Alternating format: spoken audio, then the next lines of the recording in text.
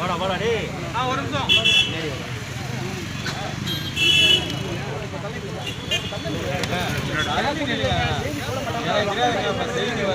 அப்புறம் எல்லாத்தையும் கைதே பண்ணிட்டு போயிடுவாங்க. ஆமா, சமூக இடைவெளினால கைது தான் அடுத்து.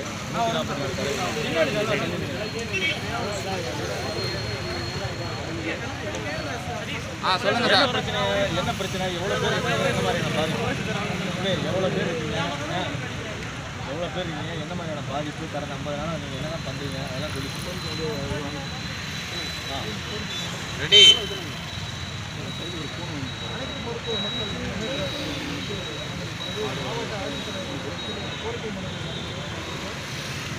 கடந்த மார்ச் 24ஆம் தேதி ஆரம்பிக்கப்பட்ட இந்த ஊரடங்கு உத்தரவு இப்பொழுது மே 17 வரை நீட்டிக்கப்பட்டிருக்கிறது.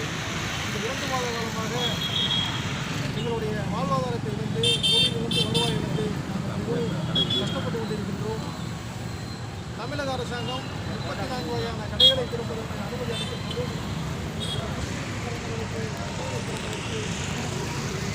ஆகவே எங்களுடைய குழந்தைகளும் குடும்பங்களும் பசியாலும் பட்டினியாலும் வாடிக்கொண்டிருக்கிறார்கள்.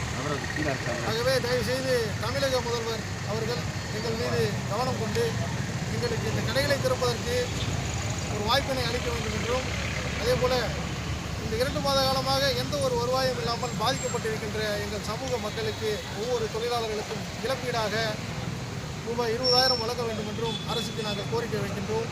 அதேபோல் மீண்டும் எங்களுடைய தொழிலை நாங்கள் நடத்துவதற்கு அனைத்து விதமான வங்கிகளிலும் வட்டியில்லாத கடனாக தொழிலாளர் ஒவ்வொருவருக்கும் தலா 1 லட்சம் கடன் வழங்க வேண்டும் என்றும் தமிழக அரசுக்கு இந்த அனைத்து மருத்துவ மக்கள் முன்னேற்ற கழகத்தின் சார்பாக கோரிக்கை விடுக்கின்றோம்.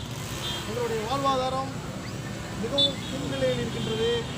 எங்களுக்கு வாழ்வதற்கு வழி இல்லை. இதற்கு தமிழக அரசு உடனடியாக எங்களது கோரிக்கையை ஏற்றுக்கொண்டு ஒரு நல்ல வழியை ஏற்படுத்த வேண்டும் என்று தாழ்மையோடு கேட்டுக்கொள்கின்றோம்.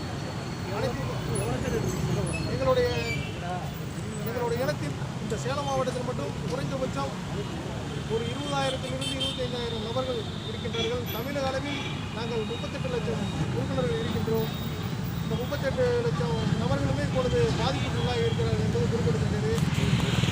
மற்ற கடைகளில் திறப்பதற்கு கால நேரங்கள் நிர்ணயித்து, அதேபோல சமூக கடை திறப்பதற்கும் கால நேரங்கள் நிர்ணயித்து தகுந்த பாதுகாப்போடு கிருமி நாசினி தெளிக்கப்பட்டு முகக்கவசங்கள் கையுறைகள் அணிந்து கொண்டு எங்கள் தொழில் செய்வதற்கு இந்த அரசு ஆவணம் செய்ய வேண்டுமாறு மிகவும் தாழ்ந்தோடு இந்த சம்பவத்தால் சென்னை தரமணியில் பரணி என்கின்ற நபர் சலூன் கடையில் தூக்கு மாட்டி தற்கொலை செய்து கொண்டார். இது போன்ற நிலை தமிழகம் எங்கும் பரவ வேண்டாம். அதற்கு உடனடியாக இந்த அரசாங்கம் எங்களை கண்டுகொள்ள வேண்டும் என்று தாழ்ந்தோடு கேட்டுக்கொள்கின்றேன். அனைத்து மருத்துவ மக்கள் முன்னேற்ற கழகத்தின் சார்பாக சேலம் மாவட்ட செயலாளர்